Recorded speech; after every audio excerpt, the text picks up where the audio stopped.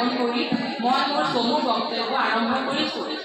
আজি 5 ছেপ্টেম্বৰ আৰু আমি সকলোৱে জানো যে প্ৰতি বছৰে 5 ছেপ্টেম্বৰ তাৰিখে গোটেই ভাৰতবৰ্ষত শিক্ষক দিৱস হিচাপে পালন কৰা হয়। এই দিনটো শিক্ষকসকলৰ বাবে এটা গুৰুত্বপূৰ্ণ দিন। এই দিনটোতে ভাৰতৰ প্ৰথম উপৰাষ্ট্ৰপতি তথা দ্বিতীয় ৰাষ্ট্ৰপতি ডক্টৰ সৰ্বপল্লী ৰাধাকৃষ্ণদেৱৰ জন্ম হৈছিল।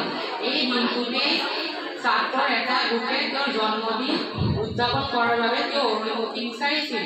তেতিয়া ৰাধাকৃষ্ণদেৱে কৈছিল যে মোৰ জন্মদিনটো বেলেগকৈ পতাতকৈ শিক্ষক দিৱস হিচাপে পালন কৰিলে মই গৌৰৱান্বিত হ'ম।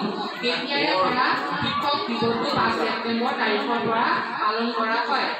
শিক্ষকসকল হ'ল সেইজন ব্যক্তি যিজনে আমাক উৎসাহিত কৰে, ভুলবোৰ আঙুলিয়াই দিয়ে। শিক্ষকসকলক মোমবাতিৰ লগত তুলনা কৰা হৈছে, যিয়ে নিজে যদি আনক পোহৰ দিয়ে। শিক্ষক হ'ল জ্ঞানৰ ভাণ্ডাৰ, যাৰ পৰা আমি আমাৰ প্ৰয়োজনীয় সকলো জ্ঞান আহৰণ কৰিব পাৰোঁ।